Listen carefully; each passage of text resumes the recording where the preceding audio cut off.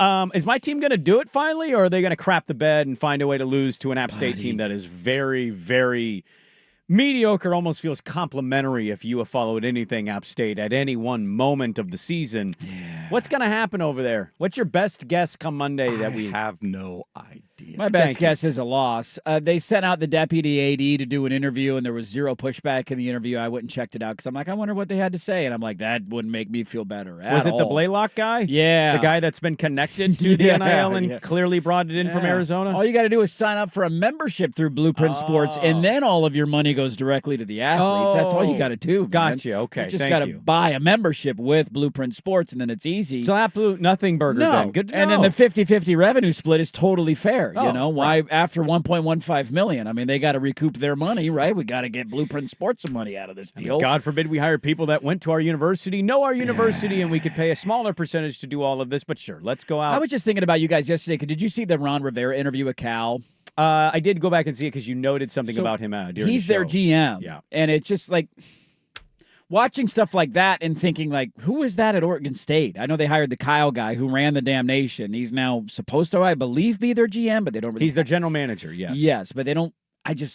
They were kind of late to that party, and Ron Rivera's out doing interviews, talking to fans about keeping their quarterback. Interesting game for them tomorrow night, by the way, against Duke. That's kind of a fun Saturday night after dark game with two really good quarterbacks going back and forth. I was thinking about your university yesterday and laughing at the people who were appeased by a zero pushback interview. My best guess is a loss, though, because that's all I've seen this year. Really?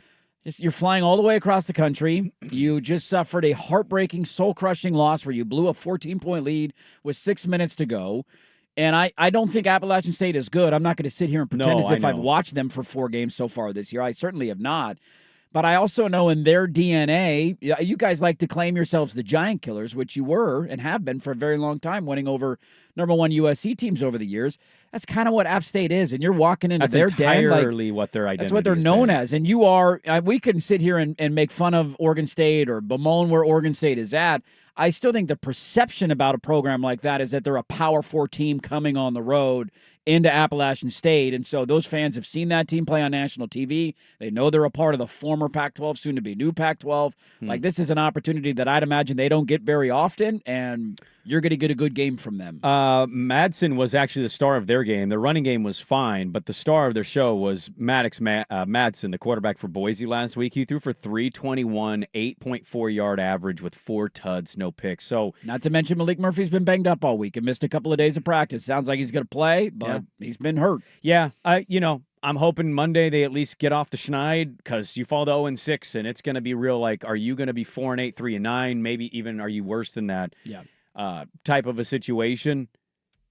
I mean, if there's ever a weekend where this is it, you're also an underdog going in. So what the hell do I know other than I know Oregon State has not been good this year, and it's been very tough for them. So we'll have to wait and see. But sure, I don't really have much else, man. This game's on ESPN Plus.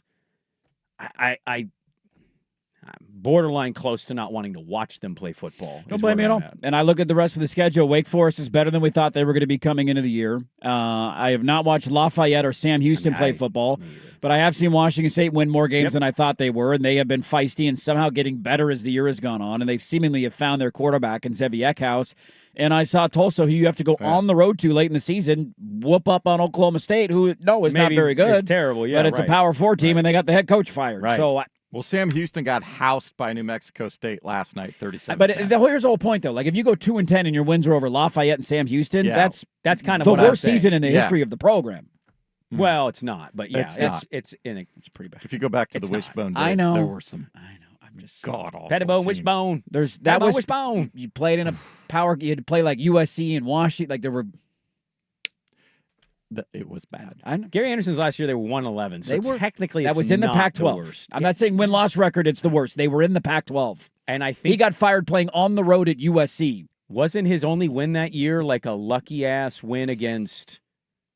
God, it was I can't even remember who it was against. Might have been a non-conference group of 5 game right out of the gate. Yeah, and it was like, whoa, you barely... Like a Portland State came to town. Remember, that was, I think, the year... Maybe that's who it was. They struggled with Portland State a little bit in that game, and I'm like, what's going on here? And then... What year was that, 2017?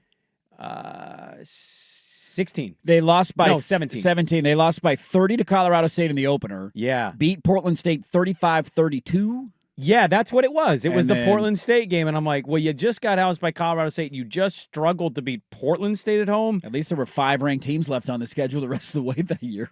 It's not really the case this year.